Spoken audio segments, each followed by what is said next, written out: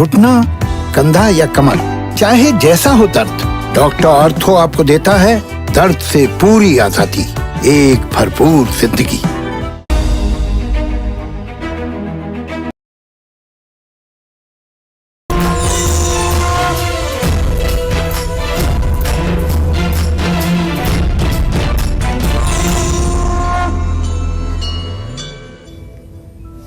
नमस्कार, आप देख रहे हैं कालचक्र। मैं हूं आपके साथ रोमिता तिवारी और मेरे साथ हैं प्रश्न कुंडली विशेषज्ञ पंडित सुरेश पांडे जी। बहुत स्वागत है पंडित जी आपका।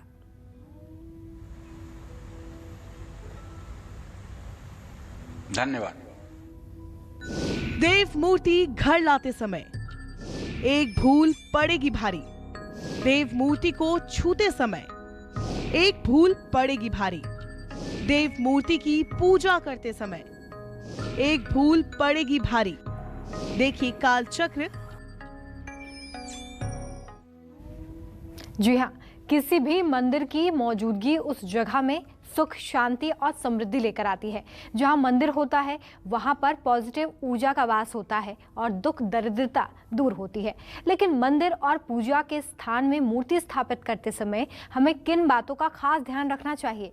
किस धातु से बनी देवी देवताओं की मूर्ति किस नक्षत्र में स्थापित करनी चाहिए?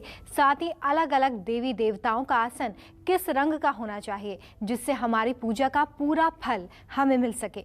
यही आज प्रश्न कुंडली विशेषज्ञ पंडित सुरेश पांडे जी आपको कालचक्र में बताने वाले हैं। तो बने रहिए कालचक्र के साथ। इसके अलावा अगर आपके मन में कोई सवाल है तो आप हमें फ़ोन कर सकते हैं। हमारा नंबर है 0120665241। अपनी चर्चा की हम शुरुआत करेंगे, लेकिन उससे पहले आइए देख लेते हैं आज के शुभ मुहूर्त।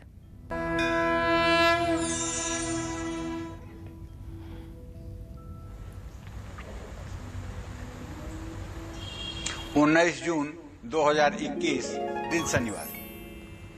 आज ज्येष्ठ शुक्ल पक्ष की नौमी तिथि है शाम 6:45 तक।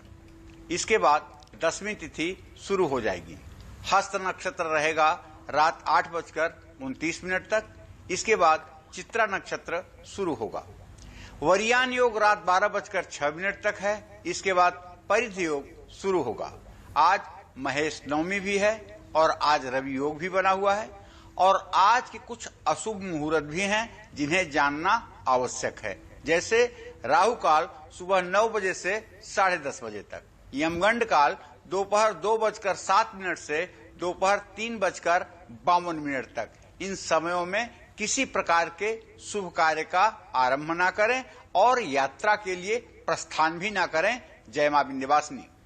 और चलिए अब शुरुआत करते हैं हमारी इस खास चर्चा की। देव प्रतिमाओं की प्राण प्रतिष्ठा क्यों की जाती है? कैसी देवी प्रतिमाओं का प्राण प्रतिष्ठा नहीं होता है? प्राण प्रतिष्ठा से जुड़े हर कंफ्यूजन को आज पंडित जी दूर करने वाले, इसलिए बहुत ध्यान से कालचक्र को देखते रहिए। आज पंडित जी, प्राण प्रतिष्ठा आखिर क्यों की जाती है? कई बार हम ये सुनते हैं कि जब भी मंदिर में स्थापना की जाती है देवी देवताओं की प्रतिमा की, तो प्राण प्रतिष्ठा कार्यक्रम होता है। इसके बारे में पहले भी आप बता चुके हैं, लेकिन आज वो हर कन्फ्यूजन दूर करिए जो हमारे दर्शकों को होगा। साथ ही ये भी बताइए कि ऐसे कौन से देवी देवताओं की प्रतिमा होती है जिनकी प्राण प्रतिष्ठा नहीं की जाती?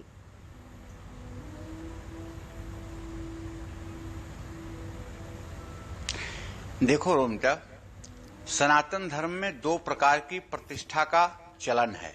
एक है चल प्रतिष्ठा, एक है अचल प्रतिष्ठा।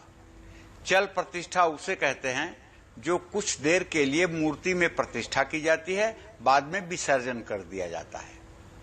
जैसे गौरी गणेश की पूजा आप कर रहे हैं तो उसमें आप ओम मनोर्जुतिर्जुखताम महाजस्य बृहस्पतिर्यज्ञमिमं सममिं दधातुं विश्वे देवासी मादयन्ताम ओम प्रतिष्ठ।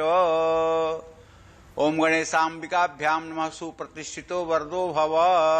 इस तरह से कहते हुए जब आप अक्षत गणेश लक्ष्मी पर छोड़ते हैं तो उनकी प्रतिष्ठा हो जाती है। लेकिन जब आप पूजन कर लेते हैं तो विसर्जन में आप जब कहते हैं कि यान्तु देवगणा सर्वे पूजा मादाय माम किम इष्ट काम समृद्ध्यर्थ पुनरागमनाय च, हे देवता अपने अपने आपस्थान को जाए, तो वो विसर्जित भी हो जाते हैं। लेकिन जो अचल प्रतिष्ठा होती है वो मंदिर के मूर्तियों की होती है। वो एक बार अगर प्रतिष्ठा हो गई तो जब तक सूरज चांद रहेगा तब तक वो प्रतिष्ठा प्रतिष्ठित मानी जाएगी और उस प्रतिष्ठा को कोई ऐसा विकल्प नहीं है कि अप्रतिष्ठा में परिवर्तित करे।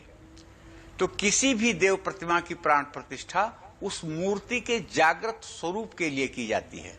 इससे मूर्ति में प्राण नहीं आते हैं, बल्कि मूर्ति जागृत होती है और मूर्ति सिद्धिदात्री बन जाती है। किसी भी देव मूर्ति की घर या मंदिर में स्थापना करने से पहले उस मूर्ति की प्राण प्रतिष्ठा की जाती है। प्राण प्रतिष्ठा दो प्रकार की होती है, पहले मैंने आपको बता दिया, चल प्रतिष्ठा और अचल प्रतिष्ठा। अचल प्रतिष्ठा में मिट्टी या बालू से बनी हुई मूर्तियों का आवाहन और विसर्जन किया जाता है, लेकिन लकड़ी या धातु से बनी हुई मूर्तियों का आवाहन और विसर्जन नहीं किया जाता है।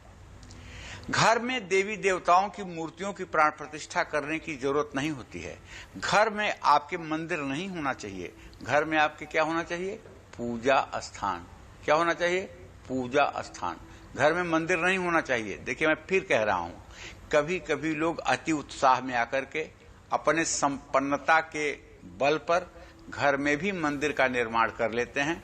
वो सोचते हैं कि जैसे मैंने भौतिक संसाधनों को जुटा लिया है, उसी तरह से ये ब्रह्मा विष्णु महेश को भी मैं अपने घर में कैद कर लूंगा। ये गलत है। घर में मंदिर मत रखो, घर में पूजा स्थान बनाओ। मंदिर और पूजा स्थान में सिर्फ इतना अंतर है कि मंदिर में जो मूर्ति प्रतिष्ठित की जाती है वो मूर्ति प्राण प्रतिष्ठित होती है। पूजा स्थान में आप मूर्तियों को रखकर पूजा कर सकते हैं, उसका लाभ प्राप्त कर सकते हैं। अस्थायी मूर्तियों की प्रतिष्ठा होने के बाद उनको हिलाया भी नहीं जा सकता है। तो जिस मूर्ति की प्राण प्रतिष्ठा होती है उसके सामने न तो शयन करना चाहिए, न तो भोजन करना चाहिए और न ही किसी प्रकार का सांसारिक कर्म करना चाहिए। जिस जगह पर प्राण प्रतिष्ठित मूर्तियां होती हैं वहां सकारात्मक ऊर्जा का संचार अपने आप हो जाता है। इसलिए ये बड़ा ही पवित्रता का कार्यक्रम है। गृहस्थ जीवन में चूंकि जो आपका घर है उसमें सूतिका भी होती है, अर्थात बच्चे भी पैदा होते हैं, शुद्धि और अशुद्धि भी होती है।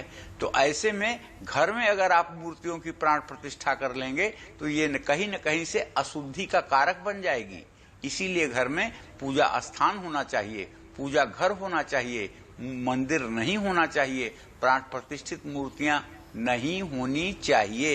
इन सब बातों का जो व्यक्ति ध्यान रखता है वो सुखी जीवन और प्रभु की कृपा का पात्र होता है। जय मां विंध्यवासिनी। चलिए, तो अभी आपने जाना कि मूर्ति स्थापना का क्या महत्व है और क्या सावधानियां रखनी होती हैं जब मूर्ति स्थापना करना है।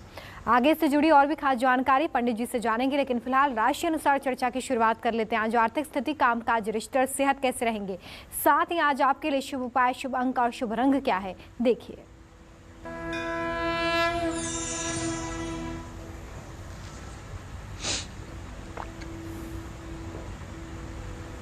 मेष राशि का गोचर जान लीजिए। आपका राशि स्वामी मंगल इस समय अपनी नीच राशि में 10 अंश 30 कला पर कर्क राशि में गोचर कर रहा है। आपके धन के स्थान में बुध और राहु की स्थिति बनी हुई है और आपके एकादश का स्वामी शनि इस समय आजीविका भाव में है। यही एक प्लस पॉइंट है जो इस बात का संकेत कर रहा है कि आज विपरीत परिस्थितियों के बावजूद भी धन लाभ की संभावना बनी हुई है और काम का बोझ बढ़ने से थोड़ी सी उलझन, थोड़ा सा तनाव बढ़ना स्वाभाविक है। लेकिन अगर आप पेशेंस से इस काम को करेंगे तो ना तो उलझन आपका कुछ बिगाड़ पाएगी, ना तो परेशानी।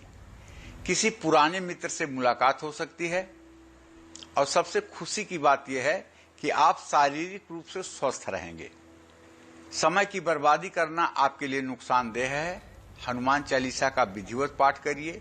शुभ अंक आपके लिए 5 है, शुभ रंग आपके लिए नारंगी है। जय मां विंध्यवासिनी। और आगे पंडित जी से जानेंगे कि कैसे अलग अलग धातुओं की आपको प्राण प्रतिष्ठा करनी है, किस दिशा और किस नक्षत्र में मूर्ति स्थापना आपको करनी है, इसके बारे में जानेंगे। लेकिन उससे पहले सुशीला हमारे साथ कालचक्र दर्शक मंडी से जुड़ी हुई हैं, उनसे बात कर लेते हैं। सुशीला जी, बहुत स्वागत है आपका कार्यक्रम में। पूछिए पंडित जी से अपना सवाल। नमस्कार पंडित जी। नमस्कार पंडित जी। हाँ नमस्कार।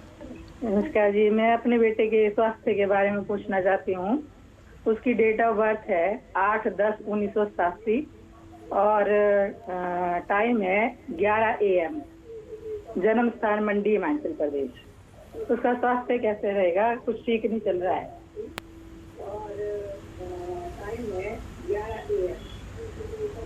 देखिए, आपके संतान भाव के स्वास्थ्य के रूप में अगर हम देख रहे हैं तो बुध राहु के साथ है। इनको नस से और हड्डियों से संबंधित बीमारी हो रही है। हल्का सा इनको फीवर लगा हुआ है, कमजोरी बन रही है, मुंह में थूक नहीं बन रहे हैं, दवाइयां काम नहीं कर रही हैं। क्योंकि ये स्थिति जो बनी हुई है, इसके आधार पर हम ये कह सकते हैं कि अगर आप इनके हाथ से सरसों का तेल कांसे के कटोरे में भरकर उसमें इनकी परछाई देख करके अगर आप शनिवार के दिन दान करवाएं तो दवाइयां भी फायदा करना शुरू करेंगी और ये बड़ी बीमारी से भी बच जाएंगे। दूसरा काम ये बताना चाहूंगा कि 108 बेलपत्र 3 दिनों तक लगातार लेकर के किसी शिव मंदिर में आप जाइए और महामृत्युंजय मंत्र किसी ब्राह्मण से बुलवाइए और 108 बेलपत्र बारी बारी से शिवलिंग पर चढ़ाइए और जल चढ़ाइए, घी का दिया जलाइए। इससे आपका बच्चा ठीक हो जाएगा। अभी तो रोगग्रस्त स्थिति में है, लेकिन अभी इसे पूर्ण रूप में ठीक होने में 45 दिन का भी समय लग सकता है। जय मां विंध्यवासिनी। और सभी दर्शकों से अपील है कि जब भी आप फ़ोन लगाएं तो अपने टीवी का वॉल्यूम कम कर दीजिए। बड़ी मुश्किल से आपका फ़ोन लगता है। ऐसे में जब टीवी का वॉल्यूम ज़्यादा होता है तो स्पष्ट तौर पर आपकी जानकारी पंडित जी तक नहीं पहुंच पाती और ऐसे में आप अपनी परेशानी का सही निराकरण नहीं पा पाते हैं। तो अगर सही जानकारी सटीक रूप से पंडित जी तक पहुंचेगी तो उसका सही निराकरण, समस्या का जो निदान है वो पंडित जी कर पाएंगे। इसलिए टीवी का वॉल्यूम कम करके ही आप कॉल लगाइए। चलिए आगे बढ़ते हैं। वृषभ राशि की बात करेंगे। आज आर्थिक स्थिति, कामकाज, रिश्ते और सेहत कैसे रहेंगे, साथ ही आज आपके लिए शुभ उपाय, शुभ अंक और शुभ रंग क्या है, देखिए।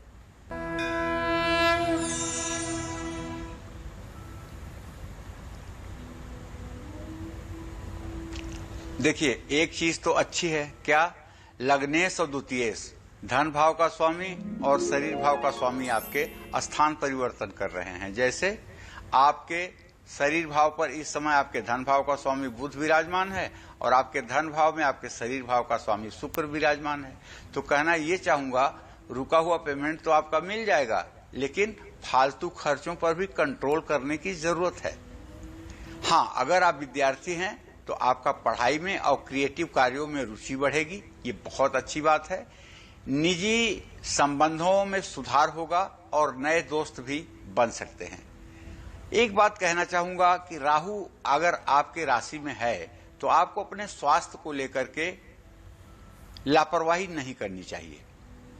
निजी संबंध सुधरेंगे, स्वास्थ्य को लेकर के लापरवाही बिल्कुल न करें और अगर मेहनत करेंगे तो मनचाही सफलता भी मिलेगी। आज आपको गाय को गुड़ और रोटी खिलानी चाहिए। शुभ अंक आपके लिए 1 है, शुभ रंग आपके लिए लाल है। जय मां विंध्यवासिनी।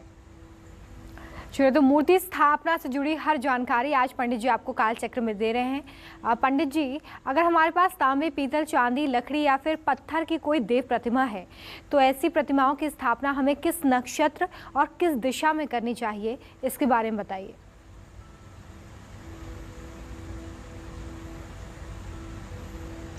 देखो, वैसे तो रोमिता देवता के प्रतिष्ठा की देव प्रतिष्ठा का मुहूर्त होता है, जो साल में 100-50 नहीं होता बल्कि 10-20 मुहूर्त होते हैं।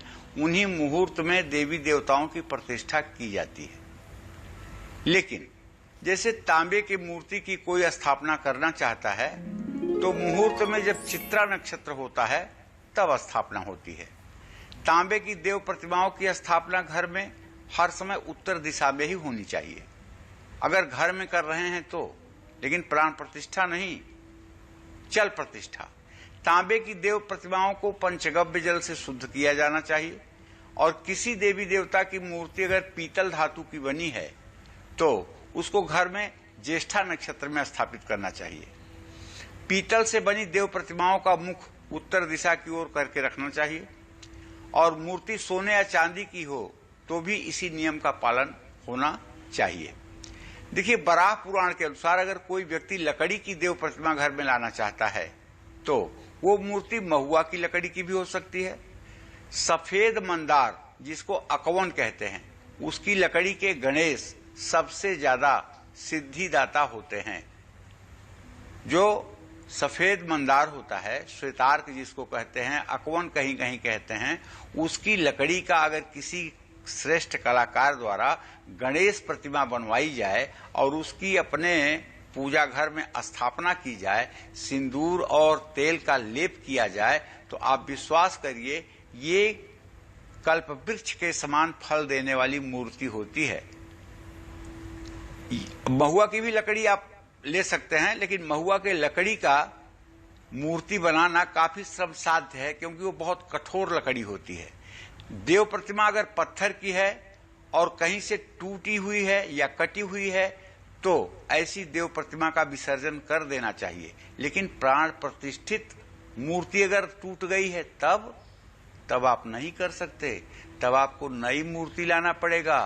पहले उसको एक रात जमीन पर लेटाना पड़ेगा, फिर एक रात उसको अनाज में रखना पड़ेगा, फिर एक रात उसको जल में रखना पड़ेगा, तब फिर निकाल करके उसको आप बैंड बाजे के साथ 5 मंदिरों के सामने ले जाना पड़ेगा। 5 मंदिरों के देवता उसके गवाह बनेंगे, फिर आकर के उसकी प्राण प्रतिष्ठा होगी धूमधाम के साथ। ये बात ध्यान रखिएगा। तो देव प्रतिमा अगर पत्थर की है और कहीं से टूटी कटी फटी हुई है और वो घर की पूजा स्थान में है, तो उसे आप बदल सकते हैं। मूर्ति घर में लाते समय उस अक्षत के दाने, उस पर अक्षत के दाने डाल करके उसे शुद्ध करना चाहिए। ये अक्षत अगर हल्दी या फिर पिंक कलर के रंग से रंगा हुआ हो तो उत्तम होता है, क्योंकि अक्षत के अंदर यह गुण है कि मंत्रों के द्वारा उससे चल प्रतिष्ठा की जा सकती है। जय मां विंध्यवासिनी। चलिए बात करेंगे मिथुन राशि के आज के राशिफल की।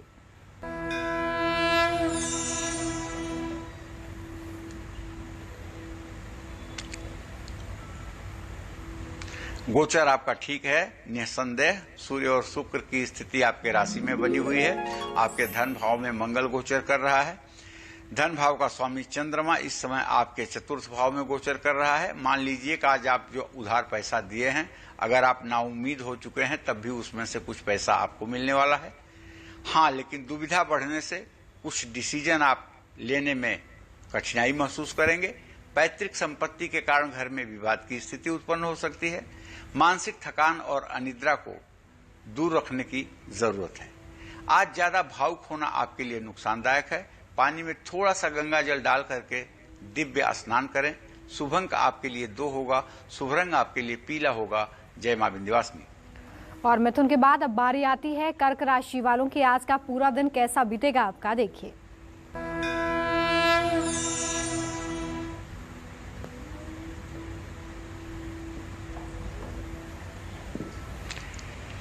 देखिए, कर्क राशि के जातकों को बताऊंगा कि आपके राशि में मंगल नीच राशि का है। आपका राशि स्वामी चंद्रमा इस समय 16 अंश 22 कला पर कन्या राशि में गोचर कर चुका है। ऐसे में आज कहीं पैसा लगाने से बचिए। लालच करोगे तो निश्चित रूप से नुकसान होगा। नया काम शुरू करने के लिए दिन अच्छा है, लेकिन 9वीं तिथि है। अगर नया काम थोड़ा सा न भी किया जाए तो कोई बुराई नहीं होगी। दोस्त या किसी करीबी से मुलाकात हो सकती है। और अगर ब्लड प्रेशर से संबंधित आपको कोई समस्या है, तब तो आपको सावधान रहने की जरूरत है। टेंशन मत लीजिए और अपने ब्लड प्रेशर पर भी ध्यान दीजिए। यात्रा के दौरान सतर्कता बरतें और पूर्व दिशा की यात्रा हो सके तो बिल्कुल न करें। भगवान श्री हरि विष्णु को पीले वस्त्र और पीताम्बर अर्पित करें। शुभ अंक आपके लिए 5 है, शुभ रंग आपके लिए हरा है। जय मां विंध्यवासिनी। ब्रेक के बाद एक बार फिर से स्वागत है आप सभी का। काल चक्र में किस दिन देव प्रतिमा घर लाने से बढ़ेगी परेशानी, किस दिशा में रखी देव प्रतिमा देगी अशुभ फल, किस आसन पर देव प्रतिमा रखने से बढ़ सकती है दरिद्रता, देव प्रतिमा से जुड़े वो कौन से नियम हैं जिनका आपको ध्यान रखना है, यही आज बता रहे हैं पंडित जी आपको, और साथ ही ये भी ध्यान रखना होगा आपको कि देव प्रतिमा से जुड़ी हुई ये जानकारी इसलिए भी महत्वपूर्ण है क्योंकि पूजा में अगर आप सफल होना चाहते हैं, पूजा का पूरा फल पाना चाहते हैं, तो बहुत ज़रूरी है कि मूर्ति स्थापना से ये जुड़ी बेहद ज़रूरी जानकारी आपके पास हो और आप इसका ध्यान रख पाएँ जब भी आप पूजा कर रहे हैं या प्राण प्रतिष्ठा कर रहे हैं। तो चलिए इसी चर्चा को हम आगे बढ़ाते हैं और पंडित जी से जानते हैं कि किस नक्षत्र में किस देवी देवता की प्रतिमा आपको स्थापित करनी चाहिए। पंडित जी इसके बारे में बताइए। अभी आपने बताया कि प्राण प्रतिष्ठा 2 प्रकार की होती हैं और कैसे इसे करना होता है, लेकिन किस नक्षत्र में हमें किस देवी देवता की जो मूर्ति स्थापना है वो करनी है?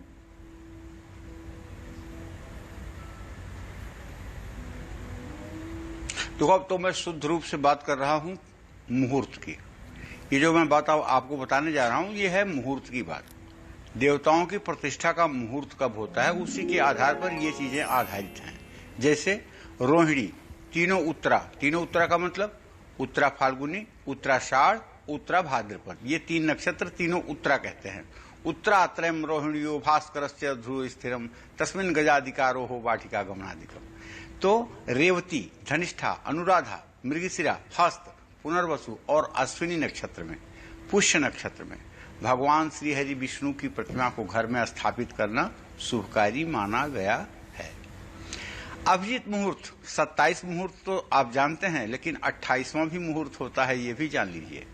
28वें मुहूर्त का नाम होता है अभिजीत, जो श्रवण और धनिष्ठा को मिलकर के बनता है।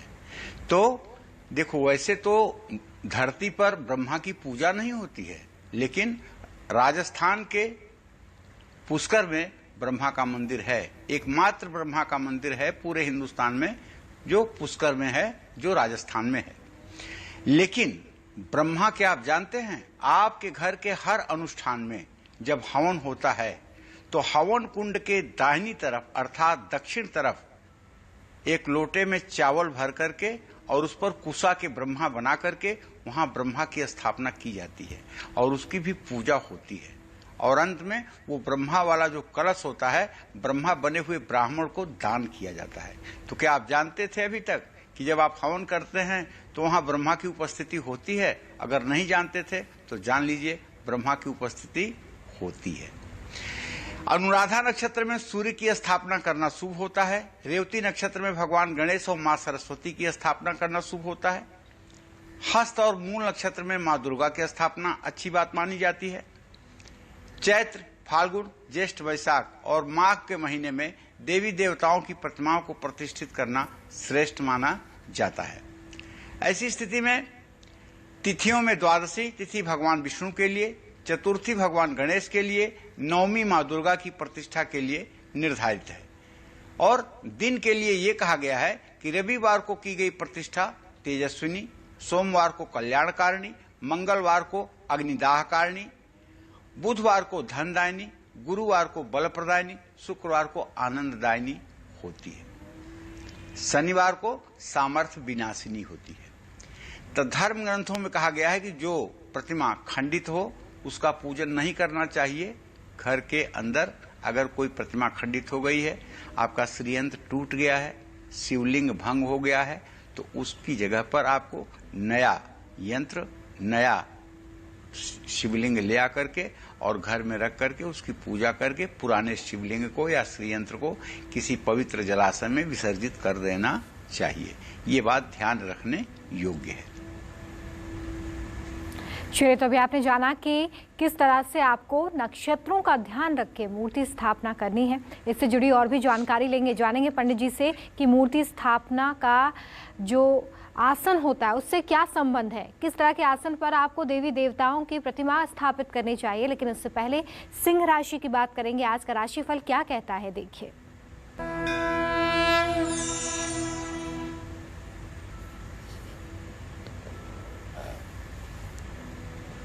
देखिए, अगर आपकी सिंह राशि है तो सूर्य तो आपका राशि स्वामी है, एकादश भाव में 3 अंश 55 कला पर गोचर कर रहे हैं। ये ऐसे में आमदनी से ज्यादा खर्च होना निश्चित है, लेकिन सोच समझकर अगर व्यवस्थित ढंग से कोई काम करेंगे तो उसमें आपकी प्रशंसा ही होगी।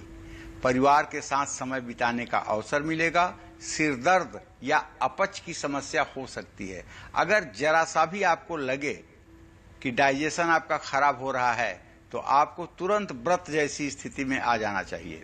रिश्तों का आदर करिए, वरना आपसे लोग दूर हो सकते हैं। अगर आप स्वार्थी बनेंगे, अगर आप सिर्फ अपने स्वार्थ की बात करेंगे तो लोग धीरे धीरे आपसे दूर होना शुरू कर देंगे। भगवान गणेश को लड्डुओं का भोग लगाएं, उसके साथ दुर्वांकुर रखना न भूलें। शुभ अंक आपके लिए 6 है, शुभ रंग है आपके लिए केसरिया। जय मां विंध्यवासिनी। पंडित जी, अब ये बताइए कि शास्त्रों के अनुसार जब किसी भी धातु से बनी हुई मूर्ति की स्थापना हम करते हैं तो उससे पहले हमें क्या करना चाहिए? साथ ही भगवान गणेश, भगवान शिव, माँ दुर्गा, भगवान विष्णु की प्रतिमा हमें किस खास दिन पर स्थापित करनी चाहिए?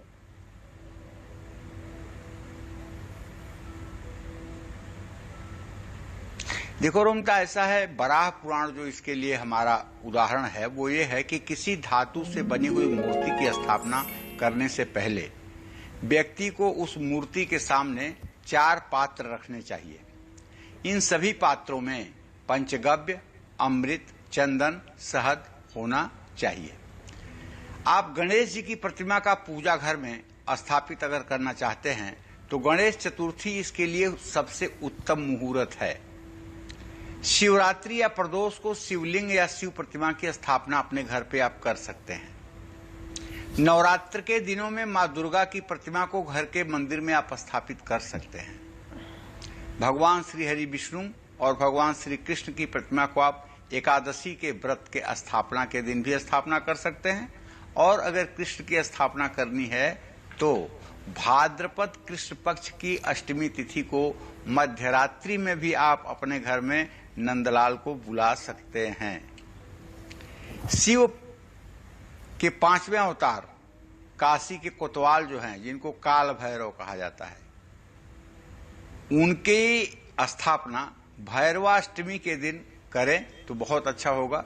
लेकिन चूंकि ये तंत्र के देवता हैं और इनकी उपासना में थोड़ा सा भी 19-20 होने पर बहुत कुछ अच्छा बुरा हो जाता है, इसलिए मैं अपने उन दर्शकों से कहना चाहूंगा जो सामान्य रूप से गृहस्थी के जीवन में लगे हुए हैं और बहुत ज्यादा जिन लोगों को शास्त्रों के ज्ञान से कोई लेना देना नहीं है, उन्हें भैरव की स्थापना अपने घरों में नहीं करनी चाहिए। हाँ, वो लोग जरूर करें जो लोग साधना में लगे हुए हैं, जो लोग साधना के पथिक हैं, उन्हें करना चाहिए और उसका फल भी मिलता है। जय मां विंध्यवासिनी। चलो, तो अभी आपने जाना कि किस तरीके से अलग अलग धातु की मूर्तियों को और अलग अलग भगवान की मूर्तियों को आपको स्थापित करना है और इस दौरान किन बातों का आपको खास ध्यान रखना है। बात करेंगे कन्या राशि के आज के राशिफल की। आज आर्थिक स्थिति, कामकाज, रिश्ते और सेहत कैसे रहेंगे। साथ ही आज आपके लिए शुभ उपाय, शुभ अंक और शुभ रंग क्या है, देखिए।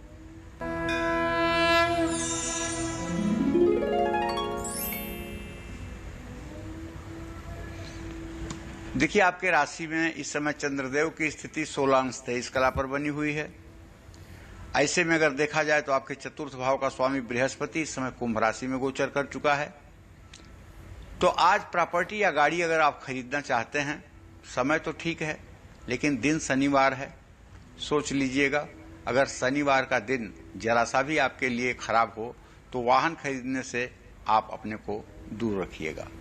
थोड़ी सी लापरवाही आपके काम को बिगाड़ सकती है। परिवार में सुख शांति का माहौल रह सकता है। स्वास्थ्य भी आपका अच्छा रहेगा। पैसों की बर्बादी आपको कोई बड़ी सीख दे सकती है। तुलसी के पौधे में जल चढ़ाएं, तुलसी की आरती करें। शुभ अंक आपके लिए 9 होगा, शुभ रंग आपके लिए सफेद होगा। जय मां विंध्यवासिनी। तो अब तक की चर्चा में पंडित जी ने आपको बताया कि मूर्ति स्थापना कैसे करनी है, नक्षत्र दिशा कौन से होने चाहिए, साथ ही क्या सावधानी बरतनी है जब आप मूर्ति स्थापना कर रहे हैं। अब बात करते हैं देवी देवताओं के आसन की। पंडित जी, किस भगवान का आसन किस तरह का और किस रंग का होना चाहिए, इसके बारे में हमारे दर्शकों को बताइए।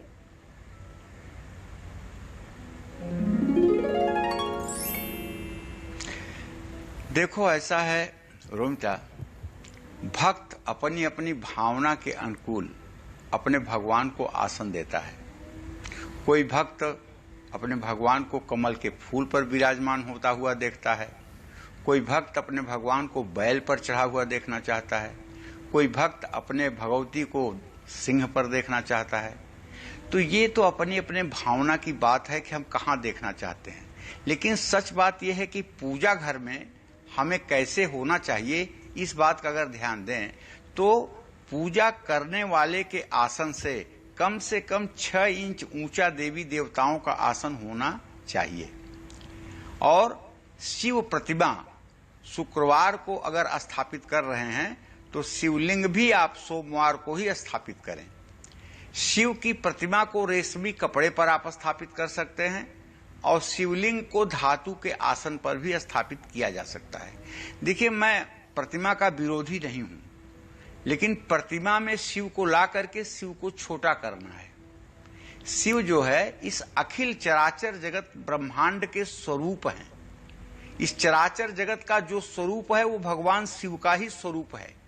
उनका कोई एक विशेष स्वरूप नहीं है, हाथ पैर इतने ही उनके सीमित हैं। ये चराचर जगत उनमें समाहित है। इसीलिए तो ज्योतिर्मय लिंग का पता लगाने के लिए विष्णु और ब्रह्मा दोनों को उन्होंने आदेशित किया था, और विष्णु ने पता नहीं लगाया, आकर के शिव से कहा, ज्योतिर्मय लिंग से कहा कि मैं प्रभु पता आपका नहीं लगा पाया कि आपका नीचे का हिस्सा कहां तक है। और ब्रह्मदेव ने आकर के कहा मैंने तो पता लगा लिया, आपका ऊपर का सिरा कहां तक है, ये देखिए गवाह के रूप में मैं केतकी का फूल भी लाया हूं। केतकी ने गवाही भी दे दी और ज्योतिर्मय लिंग ने श्राप दे दिया कि जा तू मेरे पूजा में अब कभी नहीं चढ़ेगी, तू बहुत बड़ी झूठी है और ब्रह्मा की पूजा पृथ्वी पर नहीं होगी, इसलिए कि ब्रह्मा झूठे हैं। तो कहने का आशय यह है, शिव इस चराचर जगत के स्वरूप हैं। मां लक्ष्मी का आसन गुलाबी रंग या कमल के फूल पर होना चाहिए। भगवान विष्णु की प्रतिमा को पीले रंग के कपड़े पर या आसन पर स्थापित करना चाहिए। हनुमान जी को केसरिया रंग के कपड़े का आसन देना चाहिए और भगवान गणेश को पीले या हरे रंग का आसन प्रदान किया जा सकता है। लेकिन जानते हैं, इन कपड़ों के अलावा चांदी के, सोने के भी आसन आप दे सकते हैं, पीतल के भी आसन आप दे सकते हैं। उस पर तब वस्त्र बिछाइएगा। ये आपके सामर्थ्य के ऊपर है, आपके शक्ति के ऊपर है कि आप कितना बढ़िया आसन उन्हें दे सकते हैं। जय मां विंध्यवासिनी। तो मूर्ति स्थापना के वक्त आपको किन बातों का ध्यान रखना है, नक्षत्र आसन कैसा होना चाहिए, पंडित जी यही बता रहे हैं। और ये सारी जानकारी इसलिए बहुत ज़रूरी हो जाती है ताकि आपकी पूजा सफल हो सके, इसका पूरा पुण्य आपको मिल सके। तो ज़रूर इस जानकारी को नोट करिए और जब भी आप मूर्ति स्थापना करें तो इन बातों का ध्यान रखिए। आगे बढ़ते हुए बात करेंगे तुला राशि के आज के राशि फल की। आज का ट्रांजिट आपके लिए क्या कहता है, देखिए।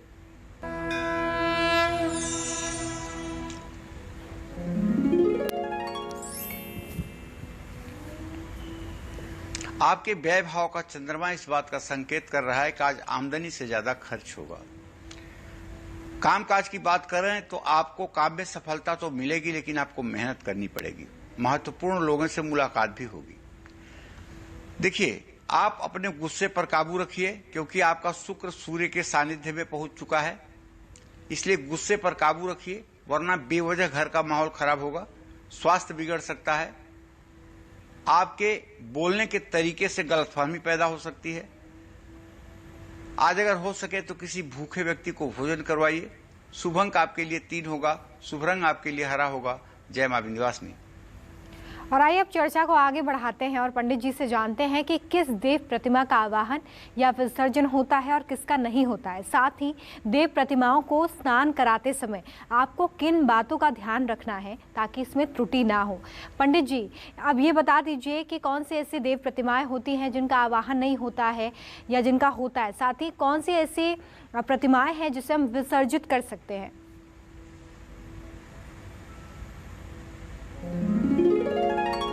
देखो, कर्मकांड जो है रोमिता दुधारू तलवार है। अगर आपने ठीक से पूजा पद्धति की तब तो आपकी मनोकामना पूरी होगी, लेकिन अगर आपने पूजा में उलट पुलट किया तो समझ लीजिए कि विनाश भी होना है। इसलिए पूजा न करना ज्यादा ठीक होता है और बिना विधि के पूजा करना या शास्त्र के विरुद्ध जाकर के पूजा करना ये ज्यादा हानिकारक होता है। तो देवताओं के सामने अगर आप कोई दीपक जल रहा है तो उसको भूल करके भी कभी बुझाना नहीं चाहिए। शालिग्राम का आवाहन और विसर्जन नहीं होता है। शालिग्राम की एक शिला होती है काली सी, आपने सत्यनारायण भगवान की कथा में देखा होगा कि उसे पंचामृत में स्नान करवाया जाता है। तो वो शिला जो होती है ना तो उसका आवाहन किया जाता है ना ही उसका विसर्जन किया जाता है, उसमें सदैव भगवान श्री हरि विष्णु का वास माना जाता है। जो मूर्ति स्थापित हो उसमें आवाहन और विसर्जन नहीं होता है। मंदिरों में जो मूर्ति आवाहित हो जाती है तो क्या उसमें आप आवाहन भी करेंगे, विसर्जन भी करेंगे? जब कोई पहले से है तो बुलाएंगे किसको, और जब कोई वहां स्थिर हो गया है तो आप भेजेंगे किसको? तो पंचामृत में अगर सब वस्तु प्राप्त न हो सके तो केवल दूध से स्नान कराने मात्र से पंचामृत जन्य फल प्राप्त हो जाता है। शालिग्राम पर अक्षत नहीं चढ़ता है, ध्यान दीजिएगा। और लाल रंग मिश्रित चावल चढ़ाया जा सकता है, ये बात भी हो सकती है, लेकिन अक्षत नहीं चढ़ाया जाता है। हाथ में धारण किए हुए फूल, तांबे के बर्तन में रखा हुआ चंदन और चर्म पात्र में गंगा जल अपवित्र हो जाता है। तो ऐसे में देवी देवताओं को पिघला हुआ घी और पतला चंदन नहीं लगाना, नहीं चढ़ाना चाहिए। मूर्ति को स्नान कराते समय उसे अंगूठे से रगड़ना भी नहीं चाहिए। ये बात उन लोगों को ध्यान देने की है जो लोग श्री यंत्र या शिवलिंग का अभिषेक करते हैं कि अंगूठे से मूर्ति को रगड़ना नहीं चाहिए। जय मां विंध्यवासिनी। तो सुना आपने कि कौन सी ऐसी मूर्तियां होती हैं जिन्हें विसर्जित नहीं किया जाता है, जिनका आवाहन नहीं किया जाता है। जो मूर्ति स्थापित है उसका विसर्जन और उसका आवाहन नहीं होता है। साथ ही पंडित जी ने आपको ये भी बता दिया है कि किन बातों का खास ध्यान रखना है जब आप प्रतिमाओं को स्नान करा रहे हों। तो जरूर इसे ध्यान रखिए। आगे बढ़ते हुए बात करेंगे वृश्चिक राशि के आज के राशिफल की।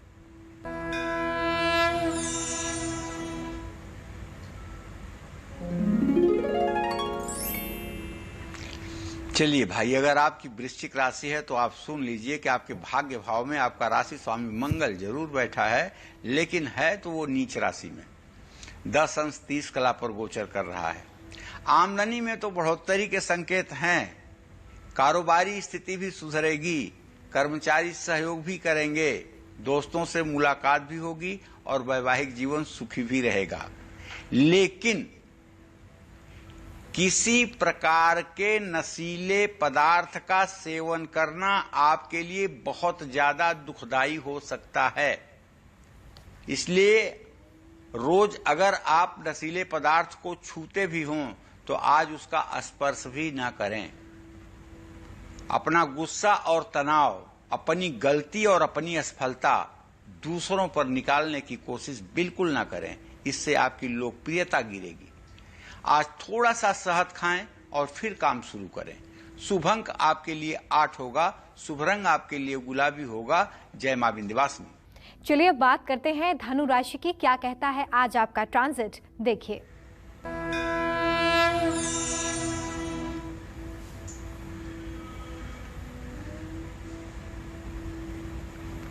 अगर आपकी धनु राशि है तो आपके द्वितीय भाव में शनि और तृतीय भाव में बृहस्पति संकेत देते हैं कि धन लाभ के साथ साथ आपका मान सम्मान भी बढ़ने वाला है और कारोबार में वृद्धि होगी। अगर आप नौकरी करते हैं तो आपको प्रमोशन मिल के रहेगा। थकान और शरीर में दर्द बढ़ेगा। तला हुआ खाने से परहेज करें। जल्दबाजी और क्रोध में कोई डिसीजन ना लें। किसी जरूरतमंद की आर्थिक मदद करें। शुभ अंक आपके लिए 8 है, शुभ रंग आपके लिए बादामी है। जय मां विंध्यवासिनी। और मकर राशि का आज का राशि फल क्या कहता है, कैसा बीतने वाला है आपका पूरा दिन, जानेंगे पंडित जी से। लेकिन उससे पहले हमारे साथ काल चक्र दर्शक सत्यपाल ज्वालांधर से जुड़े हुए हैं, उनसे बात करेंगे। बहुत स्वागत है आपका कार्यक्रम में। पूछिए पंडित जी से अपना सवाल। नमस्कार पंडित जी, मेरा नाम सत्यपाल है। मेरा जन्मदिन है 20 अगस्त 1939। नमस्कार। सरगोदा में जन्मदिन है, पाकिस्तान में 7:18 पर। मेरा जीवन कैसा बचेगा बाकी का। मेरे बेटे का नाम है अजय, वो सरकारी प्राइवेट नौकरी करता है, आजकल बीमार चला हुआ है। उसका जन्म तिथि है 17 जुलाई 1971। समय है 2:15 सुबह, रात के 2:15। अम्बाला में उसका व्रत हुआ है। और पुत्र का नाम है हर्षित, उसने जमा 2 किया है, उसको भविष्य कैसा रहेगा?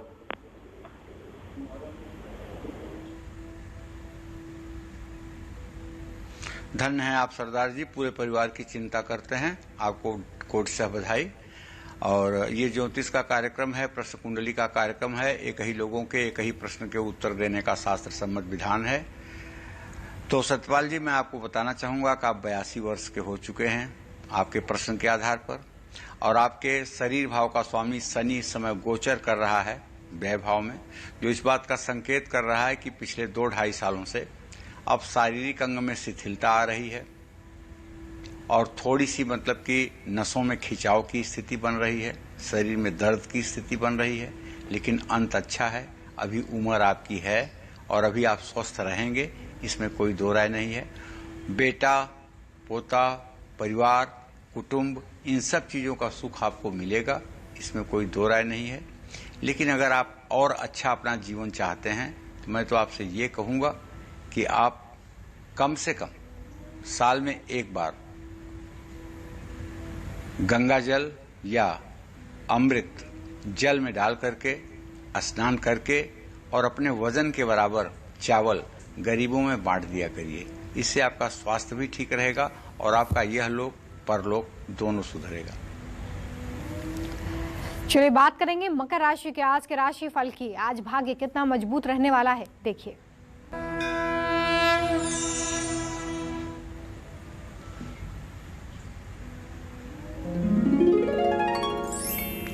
अब मकर राशि के जातकों को बताऊं कि आपके राशि में शनि देव 18:48 कला पर बकरी होकर गोचर कर रहे हैं। बकरी वो होता है जो ग्रह पीछे की तरफ चलता है, ठीक है ना। अच्छा, तो ऐसे में जो ग्रह स्थिति बन रही है वो ये कह रही है कि जरा सोच समझ करके खर्चा करिएगा, क्योंकि व्यय भाव का स्वामी धन भाव में बैठा हुआ है। कहीं लालच में कोई गलती हो गई तो जिंदगी भर पछताना पड़ेगा, इसलिए बहुत सोच समझ करके खर्च कीजिएगा। कारोबार में नई तकनीकी आपको सफलता दिलाएगी। बच्चों को लेकर के आप परेशान अगर हो चुके हैं तो अब समय आया है उसमें सुधार होने का, लेकिन फिर भी बेचैनी और थकान महसूस होगी, तो कोशिश करें कि गुस्सा न आए और किसी से बहस न करें।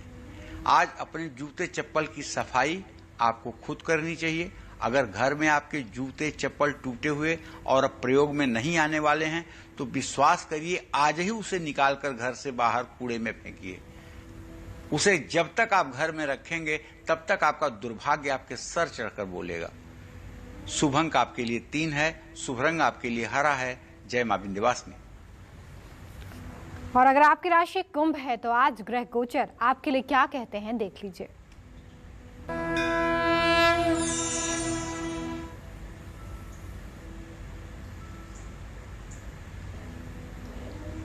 कुंभ राशि में बृहस्पति की स्थिति 8 अंश 1 कला पर है और कुंभ राशि का स्वामी शनि इस समय मकर राशि में 18 अंश 48 कला पर है।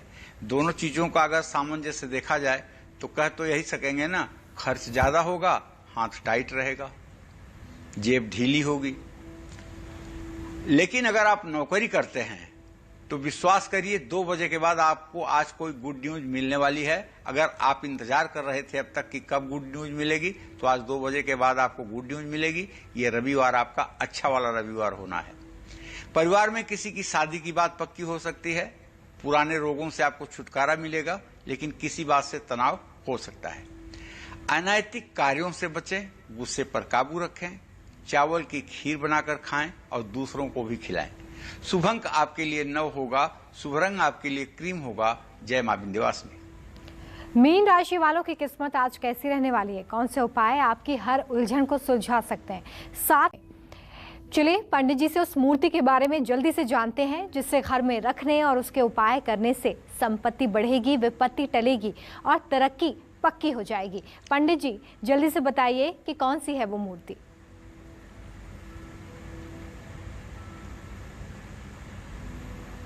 देखिए, अब हम मां महालक्ष्मी के उन 8 रूपों में जो एक रूप है गजलक्ष्मी का, उसके बारे में बात करना चाहेंगे। मां महालक्ष्मी का, गजलक्ष्मी का वो रूप है जिसमें दोनों तरफ से हाथी अपने सूंड में कलश लेकर के, जल का कलश लेकर के और मां महालक्ष्मी का अभिषेक करते हैं। महालक्ष्मी के दोनों तरफ 2 हाथी विराजमान होते हैं। ये मां का गजलक्ष्मी का स्वरूप है और यह स्वरूप बहुत ही शुभ माना जाता है। ठीक है। घर में हाथी की प्रतिमा रखने से बहुत फायदे हैं। जैसे हाथी का संबंध सीधे सीधे विघ्नहर्ता गणेश से है, तो अपने घर के मुख्य द्वार पर हाथी की मूर्ति लगाने से परिवार की रक्षा होती है। अगर हाथी का चित्र भी बना दिया जाए तब भी परिवार की रक्षा होती है। अपने बेडरूम में पीतल का हाथी रखने से, हाथी की बड़ी सी तस्वीर लगाने से या अपने बेडरूम में पीतल का हाथी रखने से या तस्वीर लगाने से पति पत्नी के मतभेद खत्म हो जाते हैं। लेकिन ध्यान रखिएगा कि ये पीतल का हाथी ठोस हो, खोखला न हो। पति पत्नी के मतभेद ही नहीं समाप्त होते हैं, घर में महालक्ष्मी की कृपा भी बनती है। ड्राइंग रूम में अगर पीतल का एक बड़ा हाथी रखा जाए और उसका मुंह पूरब दिशा में कर दिया जाए तो ये शांति, समृद्धि और आपके संपन्नता का लक्षण है। जानते हैं, ड्राइंग रूम में रखा हाथी जीवन के हर क्षेत्र में आपको सफलता दिलाता है। हाथी ऐश्वर्य का प्रतीक है। अपने घर में रहीमदास जी क्या कहते हैं? गोधन, गज धन, बाजी धन और रतन धन खान, जब आवे संतोष धन, सब धन धूरी समान। तो गोधन, पहला धन क्या माना उन्होंने? गाय को। दूसरा धन क्या माना? हाथी को। तीसरा धन क्या माना? घोड़े को। और चौथा धन उसके बाद शुरू हुआ हीरा मोती, सोना जवाहरात, चांदी, रुपया, पैसा, ये सब उसके बाद के धन है। तो कहने का मतलब यह है कि हाथी ऐश्वर्य का प्रतीक है। इसीलिए तो एरावत नाम के हाथी पर इंद्र चलता था। अपने घर में या जेब में छोटा सा चांदी का आप ठोस हाथी अगर रख सकते हैं तो रखिए। अगर आपकी राहु की दशा चल रही है तो विश्वास करिए राहु के दशा का अशुभ प्रभाव आपके जीवन पर कम हो जाएगा। बस करना लेकिन ये है कि बुधवार के दिन जरा सा हाथी पर और जरा सा अपने ऊपर चंदन का इत्र जरूर लगाइएगा। चांदी का हाथी घर में रखने से संतान कभी बीमार नहीं हो सकती है, कारोबार में लाभ मिलता है। इसे घर की उत्तर दिशा में स्थापित करने से ज्यादा लाभ मिलता है। जिस हाथी की तस्वीर या मूर्ति में उसकी सूंड झुकी हुई हो तो ऐसी मूर्ति घर में रखने से सुख शांति होती है। जिस हाथी की तस्वीर या मूर्ति में उसकी सूंड ऊपर उठी हुई हो, इससे तरक्की होती है, धन संपत्ति बढ़ती है। अपने बच्चों को आज्ञाकारी बनाने के लिए अपने घर में हाथी और उसके बच्चों की प्रतिमा जरूर लगानी चाहिए। सचमुच में कुछ छोटे छोटे उपाय ऐसे हैं जो हमारे जीवन को बदल सकते हैं, जो सुन करके आपको आश्चर्य लगता होगा, लेकिन आपको भी कभी कभी महसूस होता होगा कि कुछ ऐसी चीजें हैं जिन्हें देखने के बाद आप अंदर से बड़े सहज और बहुत प्रसन्न हो जाते हैं। और यही प्रसन्नता और यही सहजता शायद किसी भी व्यक्ति के सफलता का बहुत बड़ा मूल मंत्र भी है। जय मां विंध्यवासिनी। और आइए अब जल्दी से बात कर लेते हैं अंतिम राशि यानी कि मीन राशि की।